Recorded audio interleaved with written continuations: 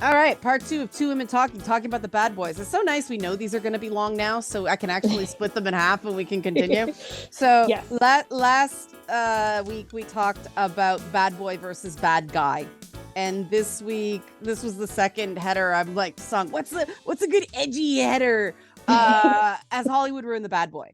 Because when we first started talking about this idea and the discussion,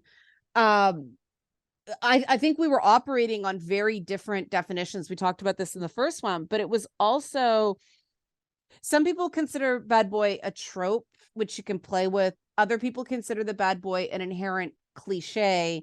I ended last episode saying that you need an essentially, at least on the surface, good world to have a bad boy and challenge the conventions of the surface good world. Right. Yeah. It's Huxley. You need a Huxley. world that looks good, at least. Yeah, it's the dystopian structure of like Aldous Huxley's 1984, where everything's soma, and then you get this one noble savage that is going, what is wrong with you people? This is all bullshit. And ultimately he can't fight the system. He can't overpower it. He's just one guy. Yeah. And that is what you need, I think, for a really good bad boy. And that's why last time I laid some of the blame for muddying everything up so badly at the feet of Joss Whedon, because you get Angel, who was pretty much originally Edward Cullen before Edward Cullen. Right. And I do think that there was a lot of borrowing from that Bram Stoker's Dracula movie with Gary Oldman and Keanu Reeves. Oh, something I was going to ask, because I haven't read the original Dracula. Yeah. Were Dracula and Mina actually set up as like this epic romance? No, that was all added. That's Hollywood. Okay. Yeah, that was all added. There's been so much, because they took the life of Vlad the Impaler and grafted it on to do more of Dracula as a tragic hero, as opposed to the monster in Jonathan Harker's story. Okay. Yeah. So there is this trend in romance right now. Yeah. And I don't get it.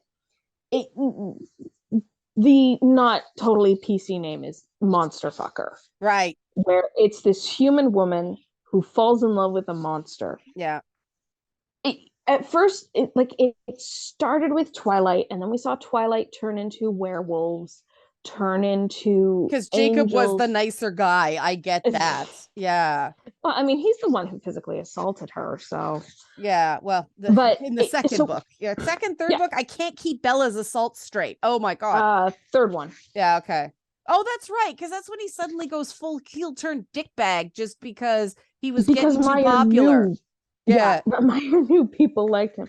So, but it turned, and part of it is also we have women who grew up watching Disney's Beauty and the Beast and were disappointed at the end when he transformed, which I have never understood. I'm like, he's hot now. You can actually kiss him without I was scratching your lips open. I was one of those people that was disappointed because now he's normal and I liked him being weird. and I get it. Like, yeah, it wouldn't work, and it was a curse, and there was a greater metaphor there. But yeah, it was just so. So now there's this thing of just this entire subgenre of romance, which is women with these giant monsters, and sometimes they're aliens, sometimes they're giant blue aliens, and I don't understand why those books are popular, but whatever. That goes back all the way to King Kong, you could argue. I recently, however, discovered that there's actually a series of spider monsters, and I'm like, okay, now you've gone too far. Like, see, that just strikes me as somebody working out their damage and their self-loathing through a romance story. I think that's part of it, and it's also kind of like pushing the boundaries. And I think the bad boy has kind of turned into this monster thing, and I'm just like, I'm sorry, y'all are being weird about this. But that goes right back to Buffy, right? And the angel turning evil, and Angel turning evil because he has sex with Buffy. And then the Whedon defenders will go, no, it was because he was happy. And I said, that makes it better? Like, really? You think that's an own? No, it's not. And, they had been together a while. You're telling me he was never happy until he boned her? Like, that's freaking gross, guys. You're not helping your case. Yeah, that says something. Yeah, and that was the point. I was like, I the only season of Buffy, I actually liked the original campy movie with Christy Swanson, Luke Perry, and Pee Wee Herman in it, because it was campy and it was fun. But I know that wasn't Joss Whedon's vision, and I'm sorry if your big magnum opus is a vampire hunting cheerleader. Okay, dude. It ain't that deep. That just sounds like a porno. Well, it is. That's the thing. And that's why I like the camp of the original film. But then it gets to the series, and the first season was cool. I really liked Oz. I like the whole Oz and Willow thing going on. I like Giles. Buffy just seemed like that girl in school that if she could go around stabbing people with a stake, yeah, I'd be on her shit list. So I never really connected to Buffy.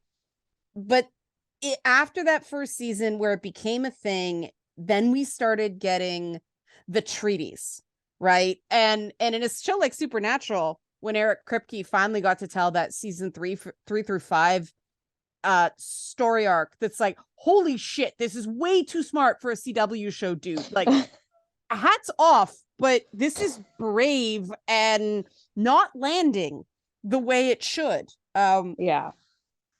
But with Buffy, then it started being the whole toxic love thing and him turning evil. And then it just, okay, they spun off Angel. Sure, money. But then they bring in Spike. And Spike is just such misogyny porn. Like, it's one thing that he's a serial killer.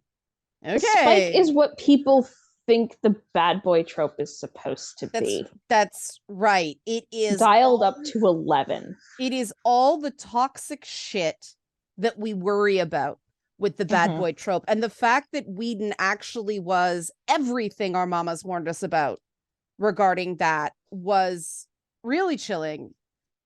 Because Spike is a multiple murder serial killer whose first victim was his own mother, and he's not a good guy. When Buffy gets with him, he didn't have the brooding that Angel did. He was that weird kind of Sid Vicious punk thing.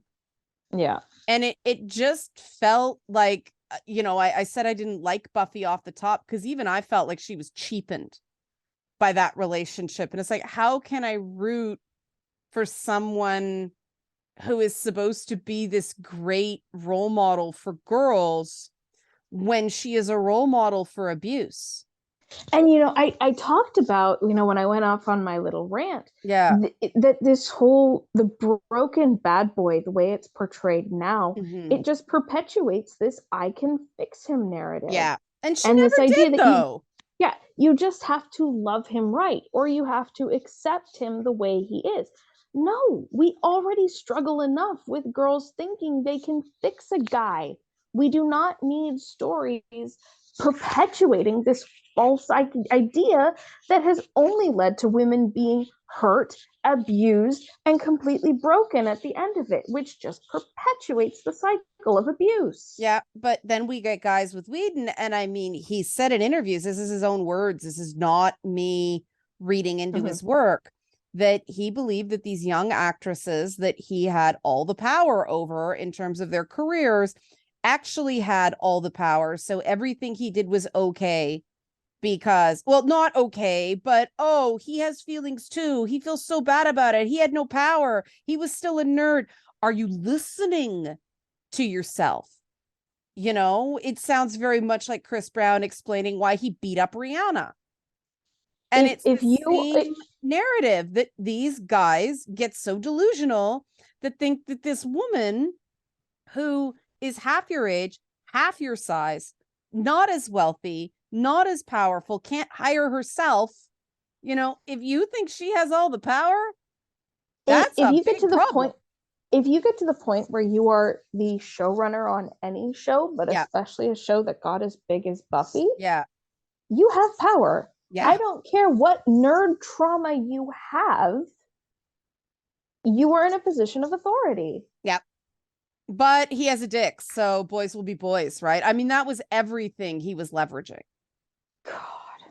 And it was just so vile. And I mean, you see that.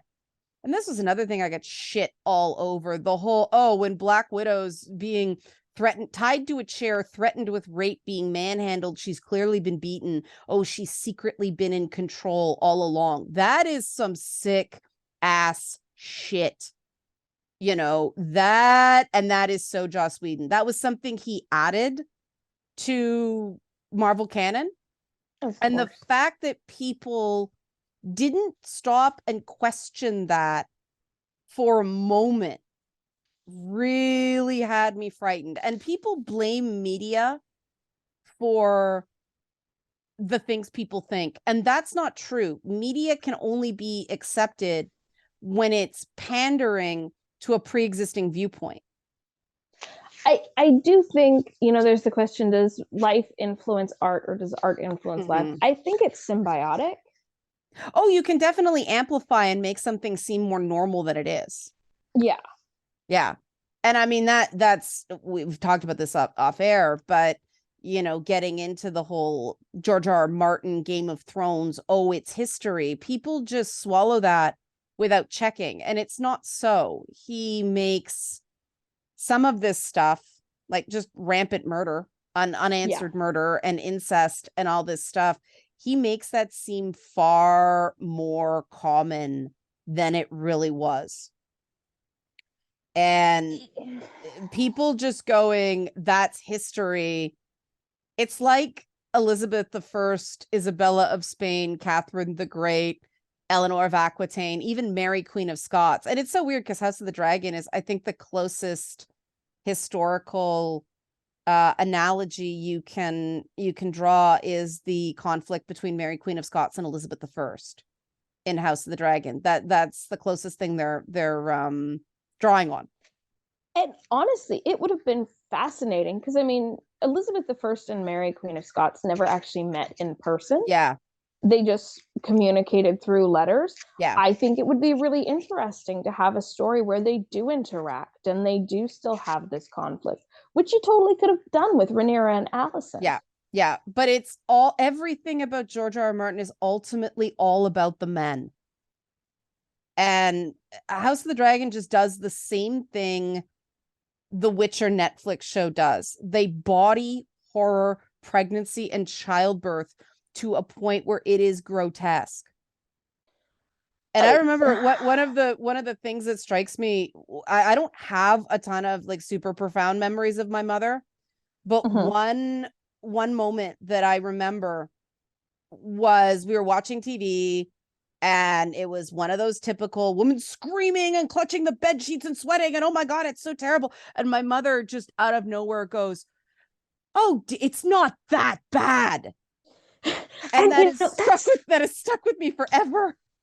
You know, that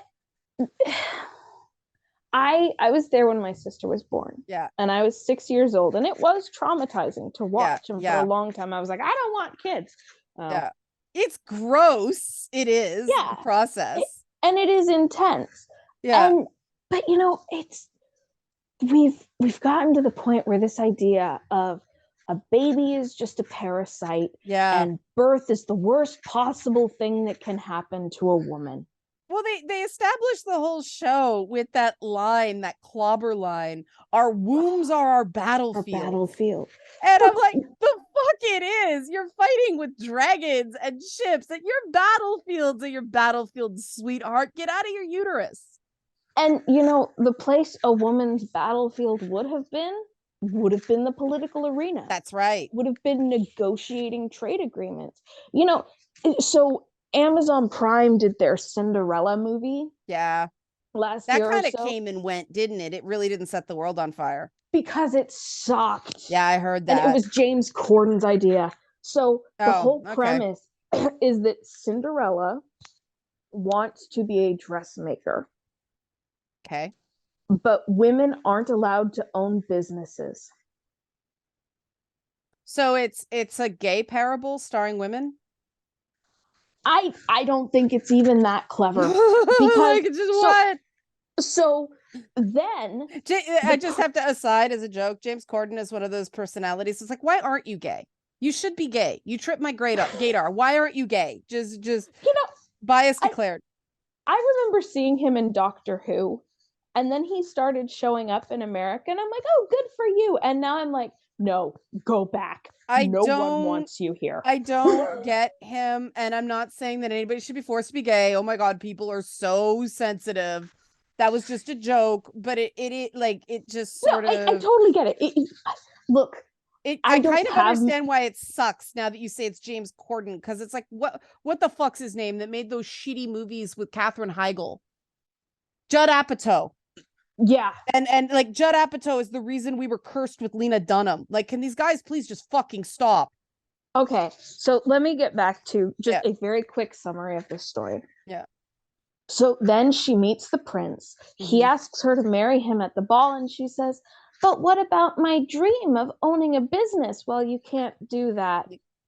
That would be frowned upon. Okay, then I'm breaking up with you and I'm going away and I'm going to try and do this. And they try to humanize Idina Menzel as the stepmother. And that's a bad idea. There's a point where she literally says, imagine serving this swill to your future husband. And I just remember what you and I talked about.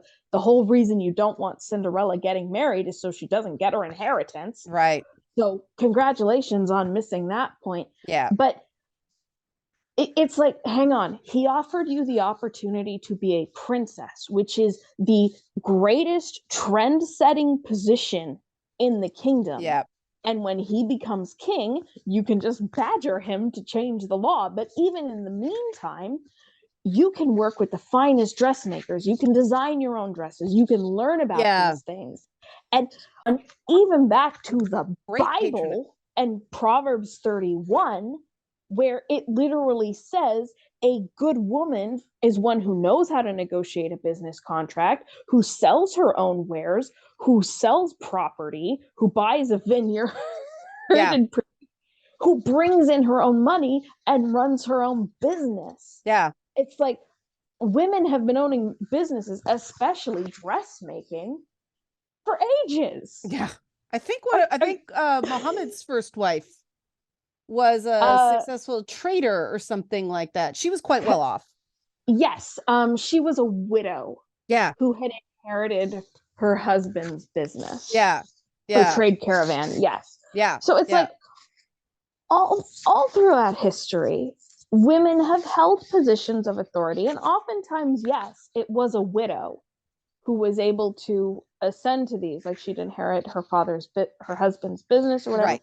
But even then, it's women would work in the family business, and some of them would take over and they would run things.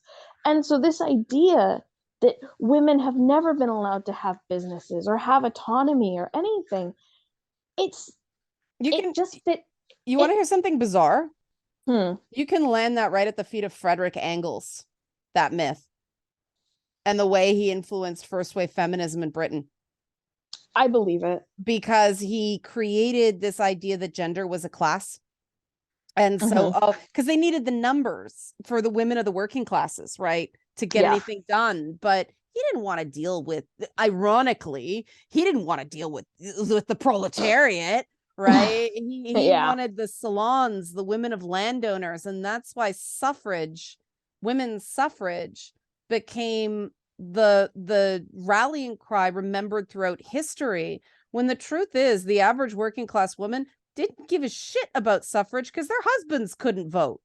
Only landowners could vote in Britain at the time. That really comes back to this. So champagne socialism has been pretty much built into it. Yeah, exactly. And that so explains a lot. This whole idea that women are one thing, and it's very much white, wealthy feminism. And those are the issues that get depicted most often. And that's where we get this idea that you know, the being a mom is awful. You know, the wine mom thing that it was funny at first and then it just got way overdone. Yeah. And well, I mean, at first it was the wine aunt who doesn't have kids, and so she's off having fun and getting drunk. And then it was, oh, mommy needs her special medicine. It's like, which grow was up. okay. It that was reflecting something that happens. Yeah. I have an aversion to cheap wine because there was so much of it growing up. You know, extended family more than my own, but I just have that, you know, the big 2-liter bottle that isn't Italian, that really Yeah. shit, like Hochtaler was the brand Yeah. back in the day. And the commercials for that were so awesome because it was a really pretty lady dressed like to me it was Zatanna, but she was in this top hat and tails and was like kind of sexy dancing to sell wine. But I mean, that's a bad reason to buy wine, I realize, but it was the 80s. But yeah, the whole, I don't, it's the difference between motherhood is challenging and motherhood is miserable. Yeah. And I don't like this motherhood is miserable thing because that kids end up feeling like a burden. Oh, yeah. And that haunts them throughout their entire lives. And I do think that's part of the reason that fairy tales like Cinderella have become so popular again, because people are trying to figure shit out and not having a lot of help from, because nobody wants to get involved anymore, right? Parents are checked out because they're overworked and exhausted and super in debt, and nobody else wants to invest in mentorship because, like, let's face it, the minute something goes awry, you get blamed and you're demonized and you're a groomer or a pedophile or something else awful, right? Yeah. They suggest some sort of weird sexual interest where there isn't, or at least it's not acted upon. I want to say this. So I have this theory that part of why we see so many celebrities and also YouTubers and influencers who come out with these sex scandals, and it's like, oh, they were getting lewds from minors. I have a theory that part of what happens is when people become famous, there's a mental regression at that point. And so they become mentally stunted at an age, especially if they became young or famous at a young age. They don't realize they've grown up really. And that's why we have these sex scandals of adult celebrities with minors. Like, I'm not justifying it all, but I think that's part of why it happens. There's some of that. I mean, because I am an asshole, and I think that's why I relate to guys like Daemon Targaryen. Fame and certainly infamy, like the influencer type of fame, where you're dealing with a paradigm where, if you're lucky, 65% of people are going to loathe you, so that 35% like you enough to regularly watch your stuff and buy your shit. But that means you're going to get more negatives than positives, right? It is just part of the game, especially when you're doing a job where you're playing a character that is transgressive. You know, I was on a highly sexualized late night show. I got branded a stupid slut, and it was not fun. And you just want anyone to make you feel like you're worth anything.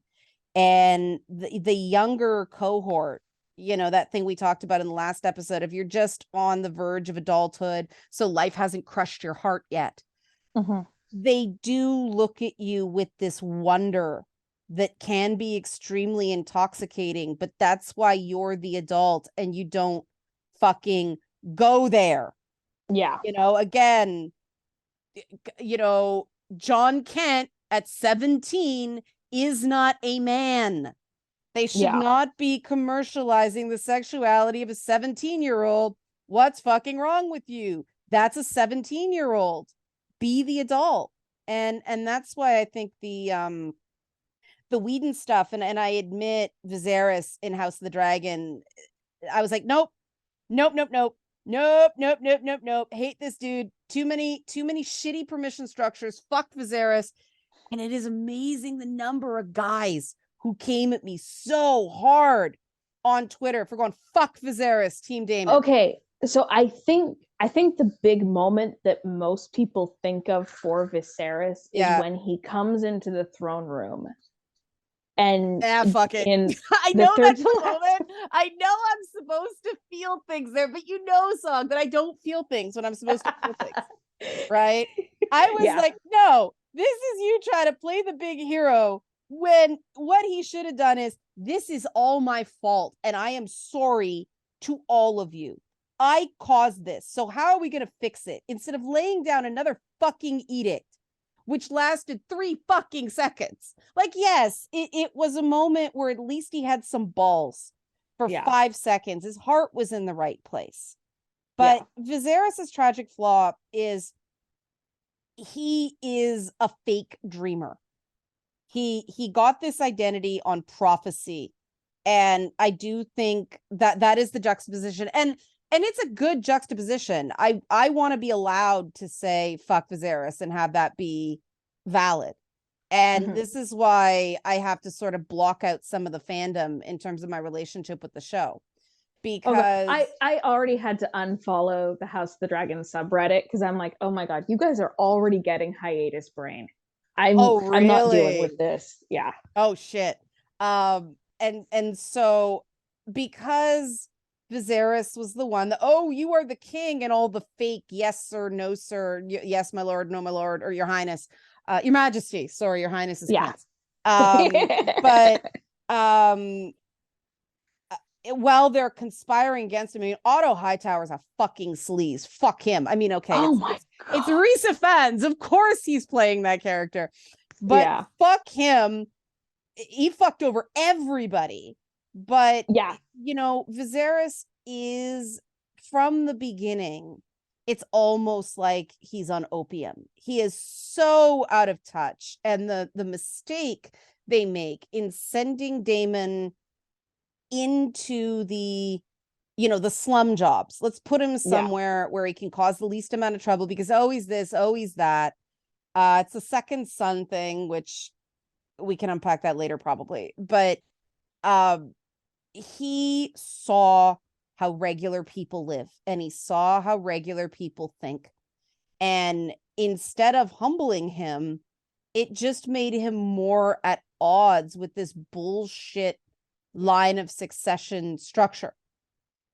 You know, and the fact that one of the most poignant lines in the House of the Dragon comes from the black guy that everybody was like, was the big flashpoint. But he says, history doesn't remember blood, it remembers names. That was the line that made me think, wait, how many family lines in history have actually been subverted through the mother's affair that was never found out? Well, that's the thing, right? And I mean, we're seeing it nowadays with all these families falling apart from the home DNA kits. Well, I mean, there have been rumors about Prince Harry since the time he was born. Oh, yeah. Right. And okay, he's a second son. It really doesn't matter. But it's true. I mean, the British Empire survived switching from the Tudors to the Stuarts when Elizabeth I had no heir. Like, it was a cousin. It's like, this does not fucking matter. Whatever. Old boss, same as a new boss. Right. And so then they have to get into this stupid prophecy thing in House of the Dragon. It doesn't matter because they are all Targaryens. No matter who assumes the throne, a Targaryen will be sitting on a throne. Prince that was promised, yada, yada, yada. Of course, we all know where that goes. And so it all seems very, very stupid, you know? And that's the other thing. It very much feels like it's this, hey, remember that thing you loved? Forget the last season. Remember that thing you loved? It's here. See? We're part of it. It's like, do you really want to remind people of that? Yeah. Yeah, it's all the call forwards, just and the fact that everybody is a recombination of a Game of Thrones character. Yeah. Like, it's shameless. But this is what I was saying about the world building being so essential to making a bad boy work as a bad boy, because there's no Camelot veneer in House of the Dragon. It's horrible right from the beginning, and that's the mistake I think they make. If you're going to keep saying that we are more gods than men, show something of a golden age before everything goes to shit. Because really, what are these people fighting over? I get what Daemon's fighting for. He's fighting for his sense of self. He's fighting for his pride. He's fighting for the sense that he is a man, because people miss the abuse that Daemon has been subjected to, because it happens off camera, except for that one moment where we meet his wife very briefly before she gets epically red-shirted. But she mocks his impotence. And I really don't think they made the impotence obvious enough for a lot of people. Yeah. Because, the fact they make him literally impotent, and they're like, oh, but he was with the prostitute. Yeah, he's unable to complete, guys. Like that was maybe too subtle with everything else that was going on that was so in your face. But I saw it the first time, and then my best friend had to point it out because I didn't notice it the first time I watched that episode. Yeah, I'm like, oh yeah, that's what happened. Yeah, I mean, that was one of those things that, because everything else is so in your face, that's an easy thing to miss. But the fact that they make the character literally impotent in a world that, your bloodline is everything, right? Yeah. To me, that is a sign of how humiliated the system has made Daemon. And that was a different twist for, I will give, he is supposed to be the bad boy character on that show. I just can't separate one terrible person on that. I actually think he at least has an internal consistency and a nobility, and I can go, all right, I can see why he did that, even though I don't agree with him doing it, but I can see why he did it. I think a large part of that is Matt Smith. Oh yeah. Because so the moment where Viserys comes into the throne room and the crown falls off. Yeah. And then Daemon is the one who puts it back on him. Yeah. That was improvised by Matt Smith, and they had to fight to keep it in. Wow. Because that's a major character point. That's a major character moment. Yeah. And well, one of the writers, I believe her name is Sarah Hess, she does not get the Daemon love.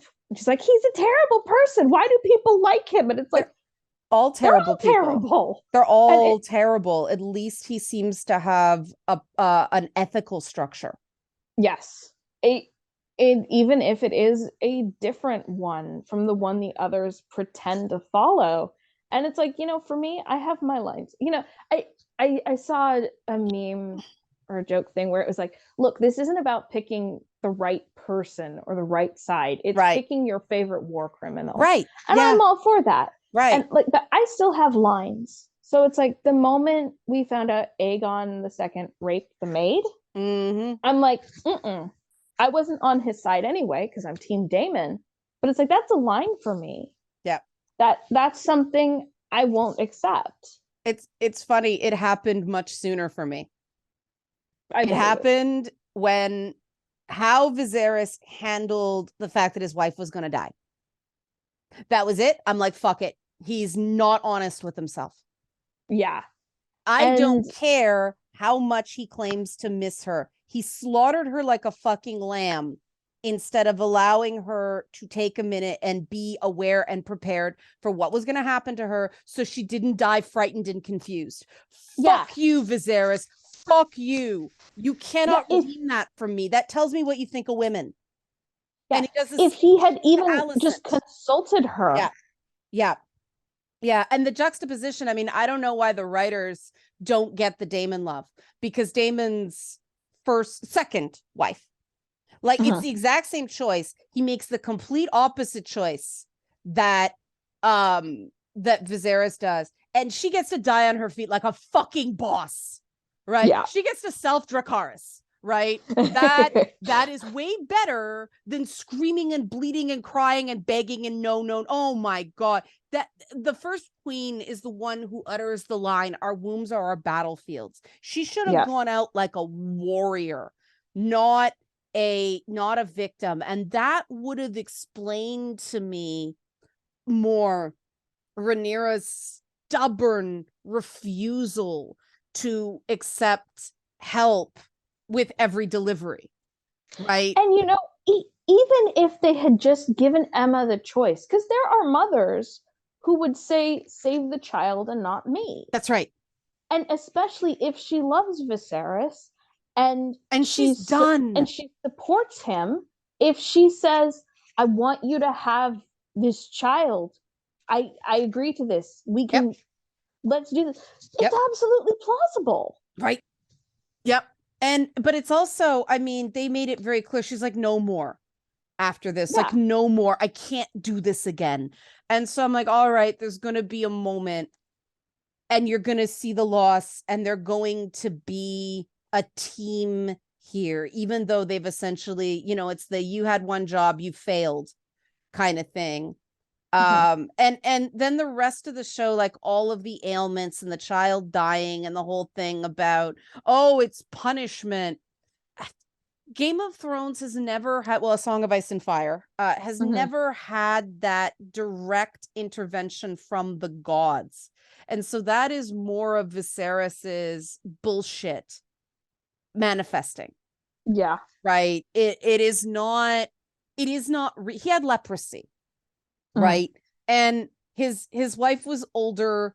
Clearly it was a complicated pregnancy. It's very strange that there's that big a problem with a breech birth after, you know, multiple births. It's much easier. There's more space. Yeah, right? One thing a lot of people don't know, because like when we first skip the first time skip and then it goes to Rhaenyra giving birth, I'm like, oh, that is the easiest birth I've ever seen in a movie. And then I'm like, no, wait, this is her third. Yeah. There are women who, after they've had 3, 4, they can have it and just breathe through it. Yeah. And just, especially if they're doing like a water birth. Yeah. And they're not lifting their hips, so they're fighting gravity. Oh my God, the way we do birth nowadays is so counterintuitive. Well, that's what I thought. The self-abortion scene was pretty cool, because like, oh, she's doing it that way, which is actually the better way to do it. What do you mean? Well, you know that scene where she goes into labor because of the shock of her father dying, and it's stillborn and all that. That was a ridiculous scene. But the fact that she sort of like squats instead of lying down, it's like it is a much better way. Muscles. Yeah. Yes. And that's how we used to do it. Yeah. Until men started getting involved in birth. Yeah, well, they did the whole stirrup situation. Yeah, until it became that very clinical, hospitalized modesty thing. Yeah. Yeah. And so I do feel like they made Rhaenyra's stillbirth, it's supposed to harken back to Dany losing her child, and it becoming the sacrifice. But we didn't need that, because we know what's coming. She's got plenty of that. Yeah. Right. Yeah. And spoiler alert, Rhaenyra does not win. No. Well, her line does win. Her line in Game of Thrones. Yes. Yeah. I mean, and but the thing is, they've already set it up that nobody wins, right? This is Handmaid's Tale with Pretty or Close. Yeah. It's that reproduction automatically makes women a subrace.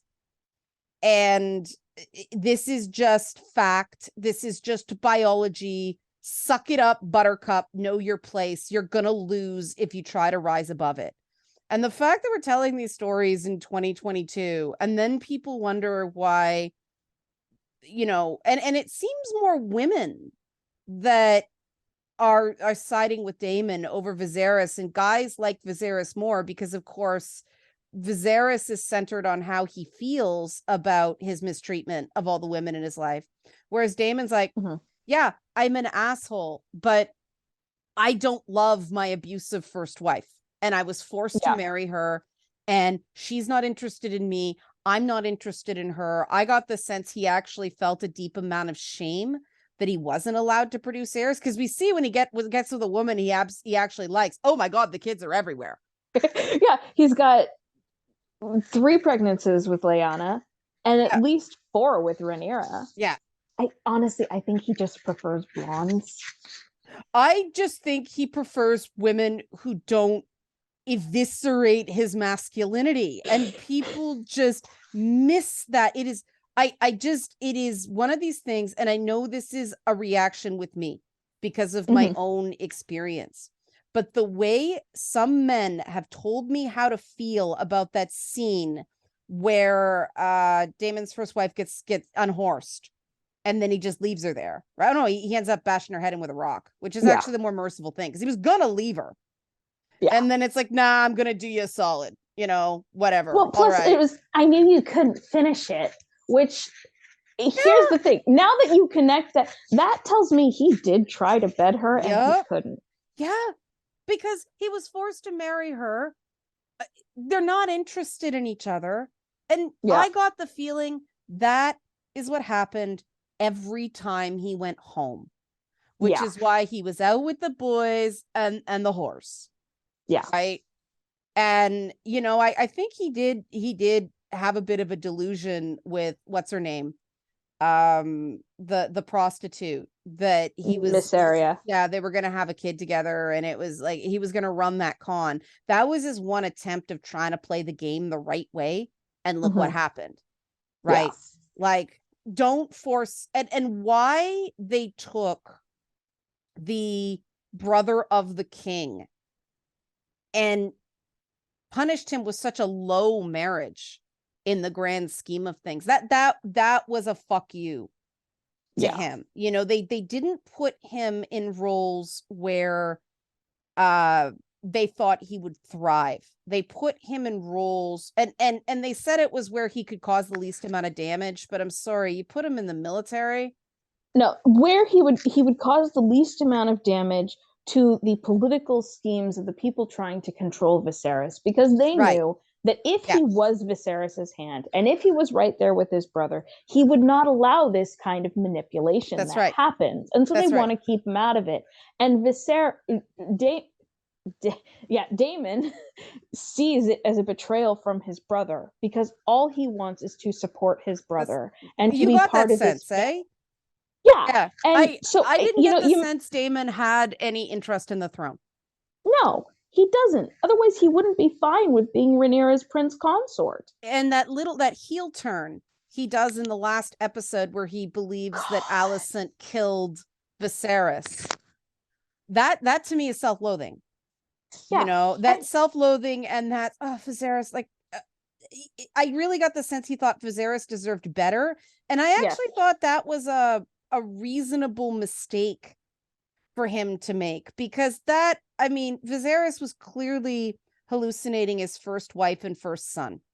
Oh yeah. And Alicent is not smart. She's not. She's in way over her head. But the fact that they ran so hard with that, it just, after Viserys' scene, like, it's very clear what Viserys wanted. He was in pain. He was dying. He was on opium. That would be considered not of sound mind anywhere else. And they would have had a legitimate challenge to that claim based on the fact that he was constantly addled by drugs. And, my reaction to Alicent goes between, oh, you poor thing, because she is used by so many people and abused. But then then she turns around and she does something stupid, and I'm like, oh honey, stop. You are not as smart as you think you are. She never grows into the role. No. And she's not even a good mother. Her sons are brats. Her sons are awful. And the only reason Helena is okay is because she's nuts. Helena is probably autistic. I really like Helena. I'm like, yeah, Spider Girl.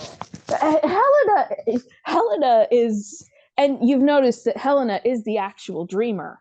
Yeah. Because everything she says that everyone looks over, it's like Alicent telling Aemond, you will find a dragon. And Helena's over there, he'll have to lose an eye first, as she talks to her thing. And then, beware the beast beneath the boards, Rhaenys comes up out of the floor on her dragon. No one's listening to Helena. Yeah. But, you know, my earlier you mentioned Daemon's feelings are, his emotions are squashed, but then they come back. Yeah. And I think that's what it is with him and Rhaenyra, because he's given up on his brother. He knows his brother will never give him what he thinks he deserves. And he's staying far, far away from the shit show. Yes, but he does love Rhaenyra. Yes, because she is his family. And that's why I don't see it as grooming. In part because it's just the Targaryens. That's what they do. But she is his family. And that's why he wants her. Well, also, I mean, let's face it. Her encounter with Kristen is dubcon at best. Okay, so I actually saw this debate online a few days ago where people were like, he's so much bigger. What can she actually do if he says no? Behead him? And I'm just like, I'm sorry, allow me to direct you to the story of Joseph and Potiphar's wife, which is exactly the same thing. Yeah. And there is also the fact that the power balance is just undeniable there. Yeah. And, you know, there is the fact that Kristen does want her. And Kristen's so there's also psychopath. If he actually, I mean, we saw what happened the minute he got angry. Yeah, Kristen is, they are clearly trying to make a comment on incels. And yeah, I think, talk about mask off. Like, that was like, what? My big issue with the show is it really fit, and especially with the way they treat women, it really fits into this pop feminism false history of women have always been mistreated, and we've always been treated like animals, and it's always been there have been parts of that. There has been patriarchy, but it was not like that. But people use this false narrative to push this idea and to push what we see in pop feminism, which is so poorly portrayed. And it's very, so extreme. Very white and Christian, right? Because if you look at Jewish tradition, you've got Sephora, you've got Miriam, you've got Leah, you've got Rachel. And okay, that's a messy situation, but we talked about that one. Yeah, we have a matriarchal structure, right? We've got Sarah, we've got Rachel, we've got Leah. There's three patriarchs and 4 matriarchs, and the joke is like, y'all remember you outnumbered. Right. And that's one because of a multiple marriage, but still, we still have the numbers game. Yeah. And there is, oh my gosh, my thought just, and you know, I mentioned Proverbs 31 about a good woman running her own business and running her home and making sure she and her family have food and clothing for the winter. That's a proverb. That's from the Old Testament. Yeah, it was a very, very different thing. I mean, the women in that tradition, before women got relegated to just the vessel, it is not. I mean, you look at Babylon, you look at any of the pre-Romanized societies, it was different. So it was more sphere of influence. The men were away, the women ran the municipal stuff.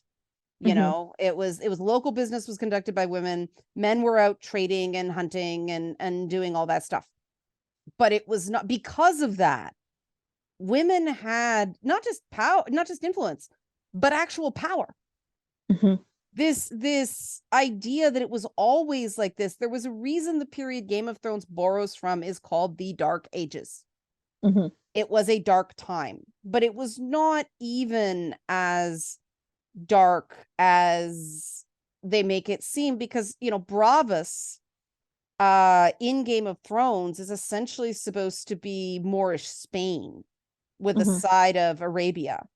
with the side of the 11th. And they really downplay what things were like. And yes, they show the women wearing much more skin and all that stuff, and that it's the commercial center and all that stuff. But they really downplay the fact that the Arabic world at the time was having a golden age and a sort of enlightenment period, and they were preserving mathematics and doing advancements in science, and they were the ones keeping the knowledge going when Europe was consumed by a period of very real religious fundamentalism, because for some odd reason, whenever a religion hits 1,000 years old, shit goes sideways.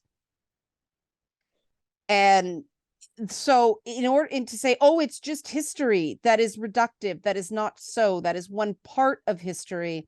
And it's fucking dragons, man. Show me the dragons in a history book. Yeah. The minute you do that, and I know the original plan for Game of Thrones was not to lean too far into that. I don't know why they ever said that. But because it's the whole Targaryen deal. But and that's the thing about House of the Dragon. We know where this is going. But there's no fall, really. It is just you have no hope because you're a woman. Mm-hmm. And what is that saying to not so much little girls, because I hope to hell 12-year-olds are not watching that show. Oh my God, no. But what is I'm 31 and there's still times I barely feel old enough. But it's fucking depressing, man. And I mean, I'm sitting there looking at, when he's not getting dragged back into his family shit, Daemon's actually a good husband. Mm-hmm. And he was all hopped up, he was all tempered, and he was defying her and all that stuff. But then she showed up and she started giving orders, and he fell into fucking line. Which one are we talking about? The last episode. Yes. When he was actually right. They made a mistake by not moving faster. Yeah. Her restraint was wrong. But he backed her. And, then the consequences of her delay hit her, cost her a kid.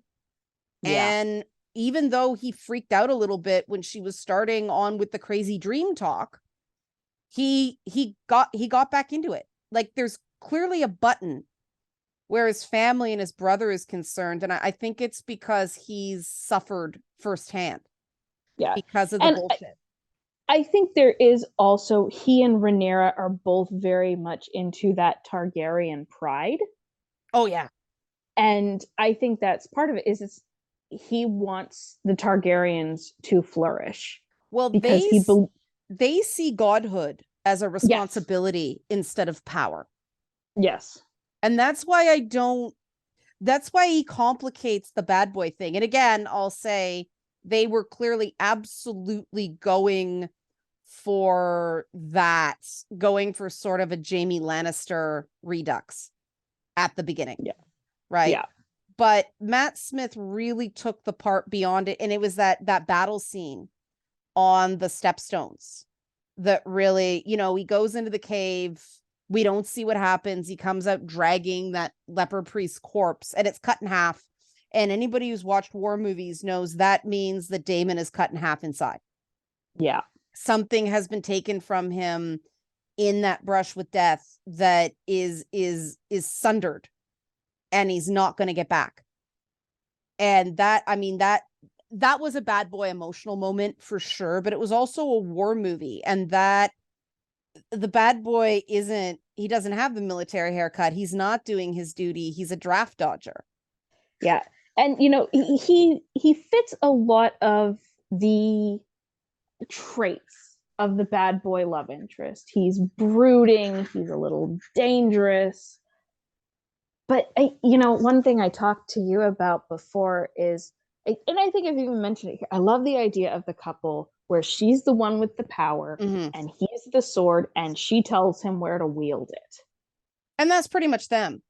And it's so sad. I had to go to George R.R. Martin incestuous Targaryens to get the kind of couple I want. Well, somebody said on Twitter that isn't it sad that we're all in agreeing that incest would have solved this problem? Because if they had just married the families, problem solved.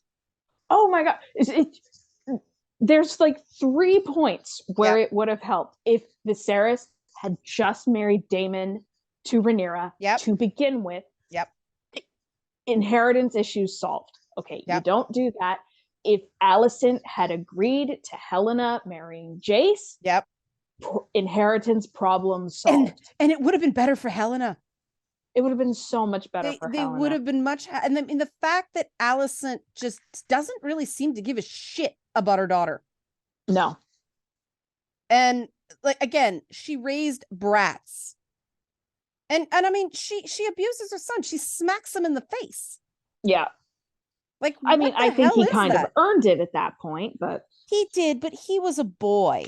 Like, clearly that wasn't the first time it was happened. She gaslights that poor serving girl like a freaking pro. And I mean, okay, Alicent's a victim, right? I mean, that scene where she's summoned to Viserys's bed and he's covered in sores and he's still just having his way with her. I'm like, oh God, Viserys is not a good guy. No, he's not a good guy. He's a selfish prick who has convinced himself that he's a good guy, and fuck off with that. And I think that attitude is why some guys get so defensive with me with Viserys, because they immediately go, oh, you mean the way Daemon killed his wife? It's like, if you took that scene and made Daemon a woman and his first wife a man, and he was demeaning her that way, and she lost it and killed him, everyone would have been on the woman's side. That would have been a strong feminist message. Right. It would have been the end of Captain Marvel. I'm being sarcastic, by the way. People would have called it a strong feminist message. Oh, it's true, because she stood up for herself. She broke the yoke. Mm-hmm. Because that line would have been a sign of prolonged abuse, because he just gets back, right? It isn't even the attempt of how was your trip, husband? Right? She was just on him right away, like just right off the gate. And the actress played it pretty well, because we don't know very much about her. And I do think that the overuse of the C-bomb on that show, like, guys, you're not the boys, go easy. I will admit, this was a personal thing for me, but to have Kristen refer to Rhaenyra as that, but then an episode later or two, he's, all women are reflections of the mother who should be respected. I'm like, well, you know what? That's accurate religious hypocrisy. Yeah. And ironically, it reminded me of one of the antagonists in this series I'm writing. And my best friend and I were like, oh, it's that character. That is exactly how he behaves, complete with devotion to the mother goddess that has returned into a kind of sexism. Oh, I acknowledge that guys like Kristen exist, but they would have identified him as a problem a long time ago. Oh yeah. The whole way Court works in that one scene where he calls Rhaenyra's kids bastards was wrong. And after that, I was just like, what the fuck is this show? Like you do not, even if it's true, you do not call out the queen's virtue in front of her sworn protector. That dude, whether those were his kids or not, he had no choice but to respond to the insult. Mm-hmm. So I don't understand what they were doing with that scene. And this is where it so complicates it for me. What am I supposed to believe about this world? Because it's, again, the Joss Whedon Avengers problem. Just the villainy is anything the scene dictates, so somebody can make a speech and they can move the plot along. Right? It didn't make any sense. And even people who were big defenders of the show were like, yeah, that was a plot hole. But then it happens again, because then, I mean, Kristen kills what's his name's lover, Joffrey 1, in front of everybody, and that's not a huge scandal, because what explanation was there? There wasn't. Yeah, and it's like there should have been, if you're gonna keep him around, there needs to be some kind of cover story, like he insulted Rhaenyra or something. Yeah, something. But I mean, that was another ridiculous. If you need an heir, if the paternity of the children matters, which it fucking doesn't. She's the Targaryen. Yeah. Like, that's a matrilineal descent scenario. It doesn't matter who the father is. She's the Targaryen. There's no problem here. The bloodline's intact. Exactly. And they say, oh, it's the law of the land. I'm sorry, her dad's a king. He can change the law of the land anytime he fucking wants. Like, that's just bullshit. He has declared her children to be legitimate. Her husband has claimed the children as his. And that's all that matters. Father-in-law has claimed them as his. Yeah, because you don't get no paternity testing when you don't even have cauterized C-sections. Exactly. It's ridiculous. And so that whole thing was, it was just this forcing the plot along. And that's the problem I get into with going, yeah, Daemon's a bad boy, because the world is such a mess. Yeah, it's the same reason I'm like, no, Loki's MVP of the Avengers, because if he doesn't kill Coulson, those assholes are still fighting each other. You know, Ultron shows up, stomps him. If he doesn't, Thanos does, because they can't get their shit together until they're mad at him. Yeah. Like, MVP, and then it turns out, oh, he didn't have a fucking choice. I was right. That's sort of a joke, but when the bullshit gets so thick, I start trying to make it make sense. And that was a problem, at least in the first, right till the end with the original Game of Thrones series. I don't think anybody had a problem with some of the decisions. It was just how rushed it was. Except for saying Bran had the most interesting story, because Bran was missing for, massive parts the last 3 seasons.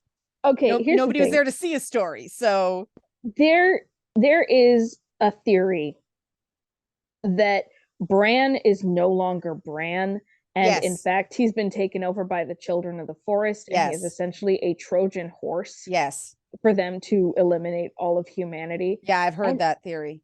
There's so many of these cosmic horror theories and stuff that Martin has set up. And like, some of it is the result of hiatus brain. I get it. But also it's like, dude, if you don't actually bring a bunch of this stuff you've implied into some of the future into the last 2 books, you suck as a world builder. Well, there comes a point where you overdevelop the world, and it's like, well, that's the problem with his process, right? Yes. Yeah, you do overdevelop the world when you write the way he does. Yeah. And I think we should explain what hiatus brain is for people. Okay. It's go ahead. So hiatus brain is when a show or a book series has an extended hiatus where there's no updates. And so the fans have to start creating their own content to satisfy start losing them. Their minds. Yeah, and the headcanons just get weirder and weirder and more out there and have less basis in fact, or they're based on a really little tangential detail. Yeah. And Wanda Stans managed to do it week to week, which completely freaked me out. I think with WandaVision, it was built up on the fact that people have practice with this now. Because like this was an entire cottage industry on Tumblr. I know. So it's like, once you've gone through a few hiatus brains and you know how you've established that thought process, then you can do it in a week. But I got so angry because I went into it like, this is going to be House of M with the 67 comics grafted on. And that was exactly what it was. But I actually bought into the fact that these people might know something I don't, because they spoke with such certainty and they seem to follow it so much. It's like, holy shit, this is how people end up in QAnon, right? Because I started to self-gaslight. I started to doubt myself that maybe this thing is way smarter than I'm giving. No. And then all the fighting about Doctor Strange and yanking the cameo. It's like, I don't care. He wasn't needed. It's not a big deal. I think that sometimes these staff should shut their mouths a little. It's the same thing as them saying that Alicent was supposed to be a woman for Trump and the actress rightly didn't do that. Yeah. Because that was wrong. Alicent is a woman. She's Lady Di. Right? She was pushed into that. Both Rhaenyra and Alicent have different types of Lady Diana energy going on, because she's pushed into a life. she was never prepared for. She wasn't raised to be queen. She was the daughter of a minor house. Yeah. And she's pushed in by her father, go to him. And I mean that habit where she picked at her cuticles that just seemed to sort of disappear after the time jump, and that disappointed me. It does show up, I think, in like the second to last episode. Oh, I missed it. Okay. Yeah, it's a brief moment. It is still there. Yeah. I do really like when actors or writers will give characters idiosyncrasies like that. Like, oh, was that not in the source material? No. Oh, I thought that was perfect. I don't think so. I'll have to look into. Oh, one thing from the source material that I'm very glad that they changed is so apparently the reason Otto doesn't like Daemon in the book is because Daemon took Alicent's virginity. Yeah, well, I'm very glad they changed that. Yeah, it's Martin is so tawdry, and it's very clear he has no experience with sexual complexity. Yeah. Because it's just very much the titillation of the observer as opposed to what it's like to be in it. And this is why I very much describe his writing as a 15-year-old boy. Oh, it so is. There's moments where he does achieve more nuance. Right. But the thing I learned about reading fan fiction is you can start to tell there's a point where specifically at 15, young writers, they go all in on the violence and the brooding and the emo, basically. And it's like, I can be super edgy and I'm an adult. You're not. Wow. Sit down. When I was 15, I was writing existentialist deconstruction of magic. That says something. I blame Terry Pratchett. That sounds like you. Yeah, but like I was doing things where, before the Matrix movies or anything like that, like it's just primordial magic and everything stops and even gravity doesn't work. And I never went into the violence that way. Or maybe because I read Silence of the Lambs when I was 12, I was over it. I'm not saying that's something I recommend. I was left to my own devices as a child a little too much when my parents were getting divorced. But I think I was over it by the time but you're right. That is sort of the period where everything sort of metastasizes and the fantasy gets scary. It's the first time you feel like you're allowed to play with darker themes. Oh, maybe I was already playing D&D, and so I got that out of my system too. Yeah. So for a lot of young writers that I've seen. Yeah. And I very much see that with Martin, the way he revels in the darker sides of humanity. Well, because he's never experienced it. You don't know what it's like to be that guy. And I think that's maybe it. Do you know how disappointed I was to find out that he's not British? Really? Because he's the American Tolkien. For some reason, I always thought he was British. And then I found out, where's he from? Texas or Georgia or something? Somewhere southern. One of these places. And I'm like, you are such a liar. I mean, I'm sure he seems like a lovely person in like as himself, but there's a dark side there. And I'm sure Joss Whedon seemed like a lovely person. Not saying that George Martin is Joss Whedon. If he had been, we would have known by now. Right? Oh yeah, we would have heard something. But he seems like a really gentle guy in person. It's just some people, this monster, this Jekyll and Hyde thing goes on. And trust me, it's really not it's not exciting to be the undesired, the both sexually objectified and undesirable person at the same time. That is not a fun thing to be. And maybe that's why, because I've experienced that, ironically, I really take exception to the way these characters are depicted. And maybe because Matt Smith, is drawing on his own experience somehow, kind of being the, the Doctor Who that people said was autistic. And then having that piece of meat actor phenomenon. He's really drawing on something very real and true there. And he's really bringing that character above the cliche that he is on the page. Yeah. And which is ironic because apparently he's Martin's favorite character. That does not surprise me, because you always see the guy that does all the things. Yeah. Right. Sam Tarly gets way too many all the things. And he's clearly a George Martin self-insert. Yeah. Right. And you really do see that. And again, you shouldn't have a favorite character as a writer. Like, I'm like, all right, wait, hold up. Wow. Yeah, the fact that that statement. I have favorites for different reasons. Like, I never have a favorite. That's like picking between your kids. Like the boss fight characters, which was my favorite? I made sure I liked them all before I did it, including Zarkazan, and oh shit, that was tough. Well, I mean, you have to remember, I have a massive cast, but it's like there's certain ones who stand out. Like Catherine is sex positivity and neuroses in a scantily clad package, and I love her. And then you've got Runa, she walks with wolves and lions and stands on her own. And then Madeline is just adorable. So it's like, they're my favorites for the dynamics they let me write. And maybe because I play the characters as well, but like, Solomon is a really fun character because of the physical comedy, but his headspace is not great to inhabit. I believe it. Like, that's not a good place to be. Whereas Princess Sparkle Muffin is actually a headspace I had to create because I've never known it.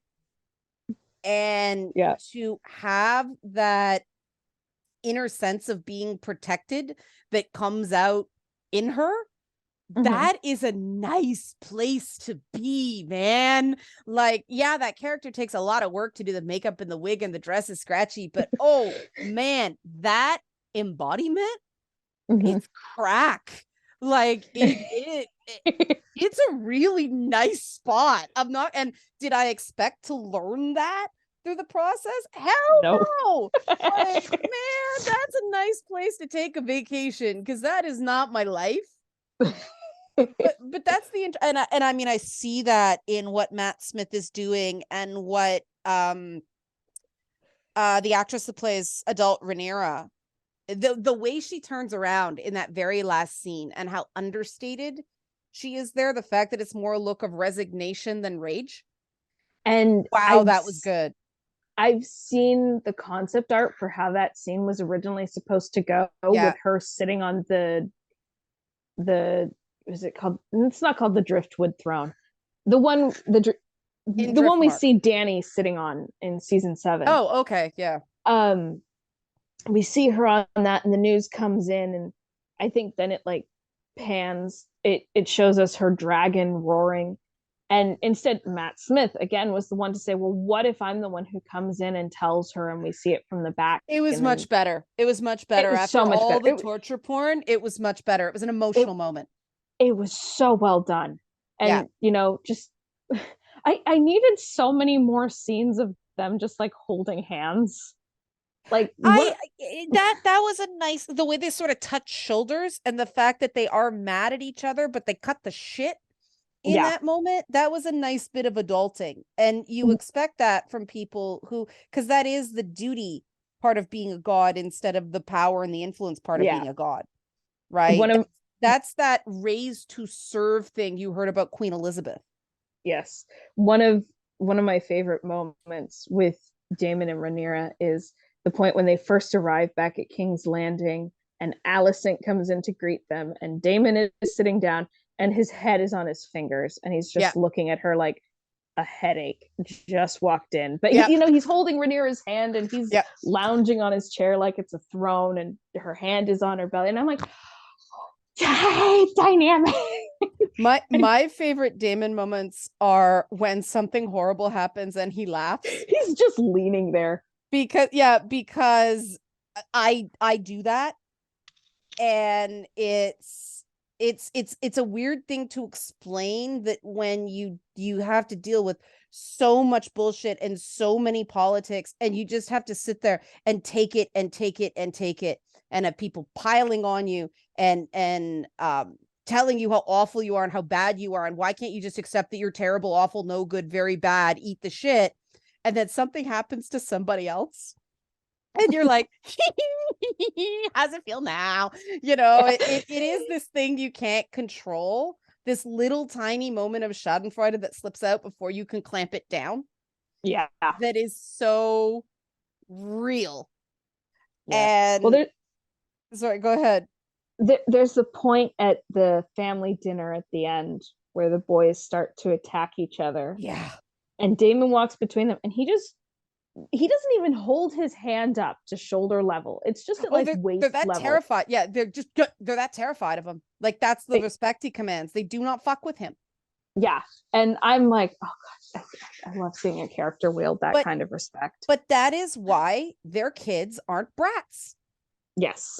The other kids did not grow up respecting their parents. Yeah. And I was disappointed by, like, really another mad boy king. Really, we didn't get that with Joffrey. I mean, you had to have him named after a gay side piece, first of all, without them even knowing, but also another one. Really, like, how many times is this kingdom gonna fuck up in the exact same way? I mean, I do find it interesting. He's in the carriage with his mother, and he's like, "Do you love me?"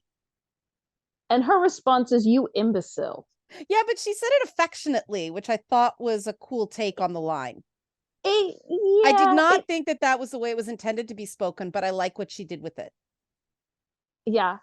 So this is a guy who his father has neglected him most of his life. His mother is abusive, and he's felt abandoned most of his life. And then he gets on that podium, and suddenly everyone is cheering for him, and you can just see it in his face. Oh, it was believable.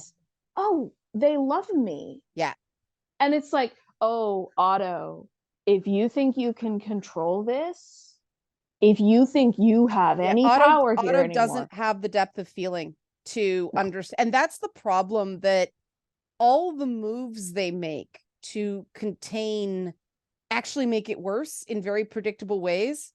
Mm-hmm. And, they, for some odd reason, Martin likes making Hands of the King incredibly incompetent, and I don't know why. And he overdid it with Tyrion in Game of Thrones, because there was so much I drink and I know things, and then he's so emotional.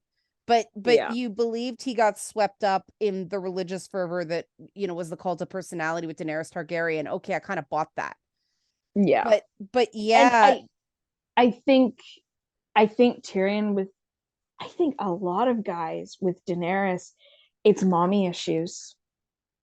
Because Tyrion never had his mother, and suddenly here's this mother of dragons who's coming in, and she's claiming she's going to be the better queen. And honestly, I think that's a lot of it. I also think that Daenerys was a bit of Harley Quinn syndrome. I mean, Emilia Clarke from the beginning played her with just an edge of psycho. And I really liked that. Most people missed it. I did. It's like I kept saying, when people like, no, not Dany, it's like she strung people up on the side of the road, but they were bad people. They were people. They were desperate people. And that's why I'm surprised that people who are Witcher fans aren't catching this code, because I got that stuff from The Witcher and other, I mean, Terry Pratchett. Yes, he definitely is on Team Commoner with Pratchett and other writers have dealt with that paradox, but Daenerys is never benevolent. Never. No. She rules by fear, but she has to. Does she? She is that entitled godhood that Rhaenyra and Daemon have without the sense of responsibility. Yeah, because again, she was raised to be a sexual prize that was, intended to seal an alliance. She was not raised to lead. And that's what's interesting about Rhaenyra, is knowing she's going to be heir, and it actually being special made her take it more seriously. And I would have preferred to see more commentary. And this is where it's very clear that Game of Thrones is an American view on what monarchy and biological succession, nudge wink, is. Because they don't understand the sort of doublethink among British aristocracy of duty. Yeah. Their duty isn't digging ditches, but they really convince themselves that they are devoting themselves to a life of service. And that's something that I think a show like Downton Abbey handled fairly Much better. well. Yeah. We have this privilege, but we still have a responsibility. And if they were a little Downton Abbey's consistent, right? Because it's based on the real world. There are some things you just can't change. Yeah. No sudden moves. But with Game of with House of the Dragon especially, but Game of Thrones in general, but it's obvious with House of the Dragon because the time jumps, like, oh, you can't do that. They won't accept it, whatever. And then, you just haul the kid in front of everybody for this freaking coronation, and the way Otto rams all the, symbols of office down Rhaenyra's throat. It's like, yeah, you mean all the things you created that actually aren't meaningless because that only matters to the people in the room. You haven't had the ability to do the iconography and the new coins, and everything else is going to cement. This isn't the fucking 24-hour news cycle, dude. It's still new. And it's interesting because it's like Britain is going to have to change over their money. So they still haven't done it. Oh, the Canadian government said we're not doing it anytime soon. I believe it. And that's the thing. We live in a bit of a Commonwealth structure, so it seems more absurd up here.